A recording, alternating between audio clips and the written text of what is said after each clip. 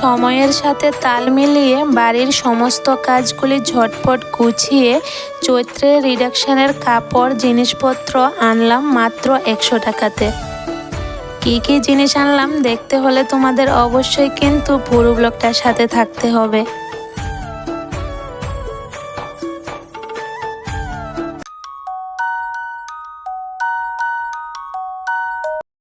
রাধে রাধে বন্ধুরা, good morning. কেমন আছো তোমরা সবাই? আশা করি যে যেখানে আছো ভালো আছো, সুস্থ আছো। আমরাও ভীষণ ভালো আছি।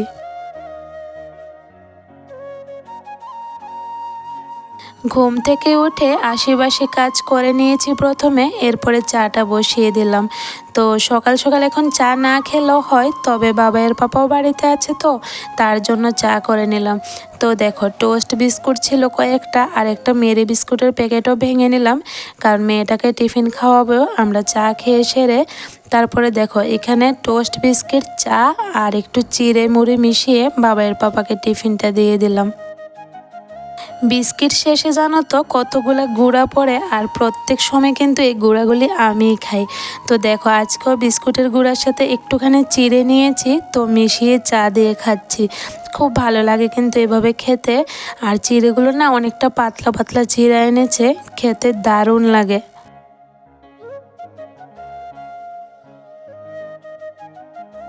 চা টিফিন খেয়ে এখন বাজারগুলি গুছিয়ে নিচ্ছি। বাবাইয়ের পাপা আসার সময় ক্যান্টিন থেকে বাজার নিয়ে আসলো। ওই যে মেয়েটা সেরেল্যাক্স, এরপরে ছেলেটার জন্য হরলিক্স, এরপরে ঘরের যাবতীয় জিনিসপত্র যা যা লাগবে নিয়ে আসলো। তো গতকাল রাতে নিয়ে আসলো, তো আর গুছানো হয়নি, যেহেতু অনেকটা রাত হয়ে গেছে আর গুছাইনি।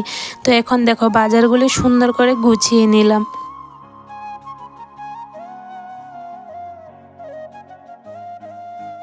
বাজারগুলি গুছিয়ে এখন বিছানাটা টান টান করে গুছিয়ে নিলাম।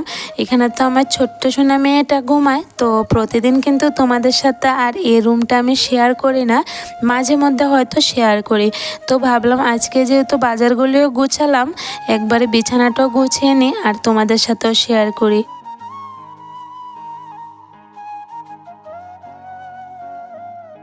ঘরটা ভালো করে গুছিয়ে এখন দেখো ভালো করে ঝাড় দিয়ে দিচ্ছি।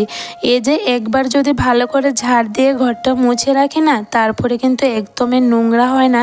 যেহেতু এ ঘরে বেশি একটা আসা যাওয়া হয় না আমাদের, যখন মেয়েটা ঘুমায় তখনই কিন্তু আমরা যাই। এমনিতে কিন্তু এ ঘর আর টিভির রুমটাতেও কিন্তু বেশি একটা আসা যাওয়া হয় না। শুধু বেশি আসা যাওয়া হয় রান্নাঘরটা আর আমার ছেলেটা যে রুমে পড়াশোনা করে এই ঘরটা। তো এই ঘরটাই কিন্তু বেশি নোংরা হয়, আর একটু পরপর জানো তো গুছাতে হয়, যেহেতু সামনের রুম গোছানো না থাকলে ভালো লাগে না। আর আমার মেয়েটা যে রুমে ঘুমায় এই রুমটা কিন্তু সবসময় গোছানো থাকে, কারণ এই রুমে তো বেশি আসা যাওয়া হয় না, তার জন্য।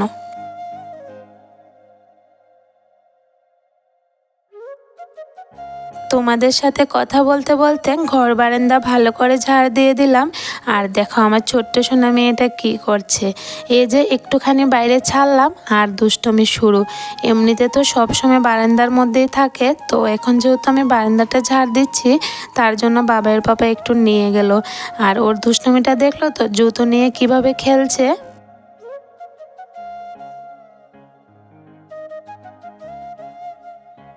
বাইরের কাজকর্ম কিছুটা গুছিয়ে এখন চলে আসলাম রান্নাঘরে। রান্নাটা বসিয়ে দিচ্ছি। আজকে সকালবেলা ভাত খাবো সবাই মিলে, তো রান্নাটা এখানে বসিয়ে দিলাম।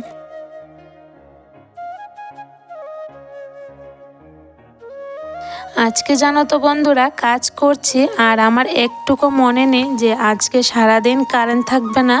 এরপরে জানো তো সারাটা দিন এত কষ্ট হয়েছে আমার, কি বলবো। আমি কিছুই কাজ এগিয়ে রাখিনি। অন্য সময় তো মনে করো যদি জানি কারেন্ট থাকবে না সারাদিন, তাহলে কিন্তু আমি মশলা করে রাখি। তবে আজকে মশলা করে নিই, এরপরে মোবাইলও না চার্জ ছিল না। আমার একটুকু জানা ছিল না যে আজকে কারেন্ট থাকবে না। যখন কারেন্ট আসছে না তখন জানতে পারলাম যে গতকালকেই অ্যানাউন্সমেন্ট করেছে যে আজকে কারেন্ট থাকবে না। আর জানোই তো ঘরে যদি ফ্যান চলে না কিছু শোনা যায় না, বাইরে কী অ্যানাউন্সমেন্ট করছে। আর আমার তো জানাই ছিল না। আর জানো তো মোবাইলটা না সারাটা দিন সুইচ অফ ছিল। এখন কিন্তু কারেন্ট আছে, আমি রান্না করছি। যখন সকালের রান্নাটা শেষ হবে তখনই কিন্তু কারেন্টটা চলে যায়। আজকে আরও এনেছে মাংস। তো মাংসর মশলাটা দেখবে মিক্সিতে করলে কিন্তু সুন্দর হয়, আর সবসময় যদি পাটার মধ্যে বাটি তাহলে একটা হাতের শেপ থাকে। তো সবসময় তো বাটা হয় না, আর আমি এত পালিশ করে পাটার মধ্যে বাটতেও পারি না। আর এখানে দেখো সকালের খাবার কিন্তু রেডি। 2টা টুকরা মাছ আছিল, আর সাজনা পাতার বড়া, আর ডিম অমলেট করেছি। আর সঙ্গে তো টক ডাল করেছি আম দিয়ে, খুব ভালো লাগে। এখন কিন্তু আম ডালটা খেতে দারুণ লাগে।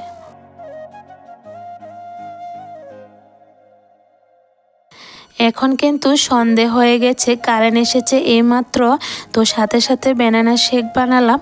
এতটা গরম পড়ছে, সারাটা দিন গরমে জানো তো অনেকটা কষ্ট পেয়েছি। আর তোমাদের সাথেও কিন্তু কোনো রকমের ব্লগ শেয়ার করতে পারিনি সারাটা দিন, কারণ মোবাইল তো সুইচ অফ ছিল, চার্জ ছিল না। তো সকালের খাবারটা শুধু তোমাদের সাথে শেয়ার করলাম। এরপরে কিন্তু দুপুরবেলা আমি মাংস রান্না করেছি পাটার মধ্যে বেটে। তো তোমাদের সাথে আর কিছুই শেয়ার করতে পারলাম না।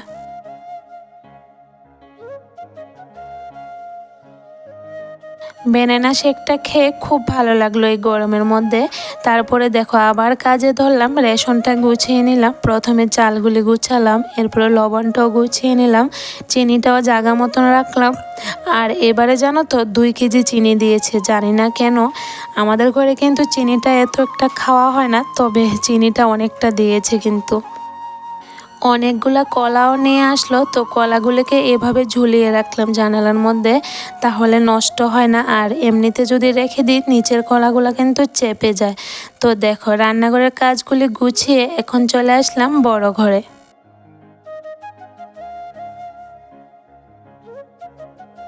তোমাদের সাথে আজকে শেয়ার করব চৈত্র মাসের রিডাকশনের আমি কি কেনাকাটা করলাম, সবটাই তোমাদের সাথে শেয়ার করব। তো দেখো এখানে ছেলের জন্য প্যান্ট এনেছে, বাবার পাপাও হাফ প্যান্ট আনলো, আর মেয়ের জন্য 2টা ফ্রক এনেছে। আর এই গেঞ্জিটা কিন্তু আমার জন্য এনেছে। এই যে রাত্রেবেলা অনেক সময় গরম লাগে, তো বললাম একটা গেঞ্জি আনার জন্য, মাঝে মধ্যে পরা যায়। আর এটা দেখো কুর্তিটা কিন্তু 100 টাকাতে আনা হলো। 100 টাকা দিয়ে যে এত সুন্দর কুর্তি পাবো ভাবতেই পারিনি। আর এই যে লাল পাড়ের শাড়িটা, এটা আমার কাকা শ্বশুর এনে দিয়েছে। ওরা না বাইরে ঘুরতে গিয়েছিল, তো ওইখান থেকে আমাকে এটা গিফট করলো। আচ্ছা বন্ধুরা, দেখো তো এই কুর্তিটা তোমাদের কাছে কেমন লাগলো। আমার কিন্তু ভীষণ প্রিয় একটা কুর্তি, এটা আমার বোন আমাকে চয়েস করে দিয়েছে। তো তোমরা এই কুর্তিটা দেখে এটার প্রাইসটা কত হবে অবশ্যই কমেন্টে জানিও, দেখি মিলে কেনা। এই কুর্তিটার সাথে কিন্তু প্লাজো আছে, আর প্লাজোটাও কিন্তু খুব সুন্দর। এই যে দেখো নিচের দিকে কাজ করা আছে, আর সাথে কিন্তু একটা ওড়নাও আছে। ওড়নাটাও দেখো খুব সুন্দর, মাঝখানে লাল আর 2 দিকে সাদা। আমার কিন্তু ভীষণ একটা পছন্দের কুর্তি। তো তোমরা এটার প্রাইস অবশ্যই কমেন্টে জানিও, আমি আর বললাম না। এখানে দেখো ছেলের জন্য স্কুলের শু এনেছি 1 জোড়া, আর আমার জন্য 2 জোড়া চপ্পল এনেছি। 1 জোড়া চপ্পল 100 টাকা নিয়েছে, আর 1 জোড়ায় 50 টাকা। আর ছেলেটার স্কুল শু কিন্তু নিয়েছে 150 টাকা। খুব কম রেটে কিন্তু অনেকগুলো জিনিস পেয়ে গেছি। প্রত্যেকবার রিডাকশানে কিন্তু আমি অনেকগুলো কেনাকাটা করি। বিশেষ করে জুতো তো কিনতেই হবে। জুতোটা যদি প্রত্যেকবার রিডাকশানে কিনে রাখি তাহলে কিন্তু 1 বছর একদম মোটামুটি চলে যায়, এরপরে আবার সামনে বছর কিনতে পারি। আর যে হোয়াইট কালারের কুর্তিটা দেখেছো, হোয়াইটের মধ্যে ব্ল্যাক, এই কুর্তিটা কিন্তু 100 টাকাতে কিনেছি। এত সুন্দর হয়েছে, খুব লং, আর কাপড়টা জানো তো অনেকটা সফট। অনেকেই হয়তো ভাবতে পারো যে চৈত্র মাসের রিডাকশনের কাপড় হয়তো ভালো হবে না, জিনিসপত্র ভালো হবে না। তবে দেখে যদি কিনতে পারো না, অনেকক্ষণ সময় হাতে নিয়ে যদি কিনতে পারো, তাহলে কিন্তু জিনিসগুলি সত্যি ভালো পড়ে। আমি কিন্তু প্রত্যেক বছর কেনাকাটা করি, ব্লাউজ, সায়া, নাইটি, এরপরে ঘরের যাবতীয় জিনিসপত্র অনেক কিছু কিন্তু কেনাকাটা করি। তো জানো তো প্রত্যেকবার কিন্তু ভালো পড়ে জিনিসগুলো। আর যদি তোমরা জুতো কেনো, মানে চপ্পল বাদ দিয়ে এমনিতে যদি জুতো কেনো, তাহলে একটু সেলাই করে নিও সাইডটা, তাহলে অনেকটা দিন চলে যায়। কিন্তু আমি কিন্তু এমনিতে জুতা কিনেই নাই, সবসময় রিডাকশানের জুতা কিনি। 2-3 জোড়া কিনে রাখি, একটা বছর কিন্তু সুন্দর করে কেটে যায়। তো 1 বছর থেকেও কিন্তু বেশি যায়, তবে 1 বছরে পরি, কারণ 100 টাকা আর কি বলো, 100 টাকা দিয়ে 1 জোড়া জুতো 1 বছর পরা মানে অনেক ব্যাপার।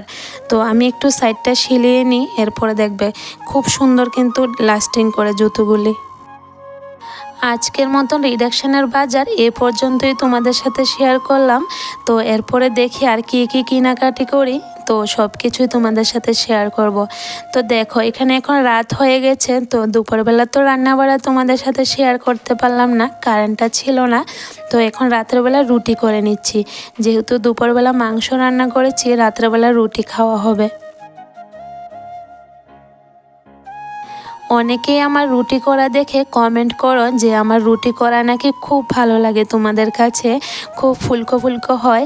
হ্যাঁ গো বন্ধুরা, আমি যে রুটি বানাই খুব নাকি টেস্টি হয়। আমার হাজব্যান্ডও সবসময় বলে যে তুমি কিভাবে রুটিগুলো করো, এত সুন্দর ফুলে আর এত নরম হয়।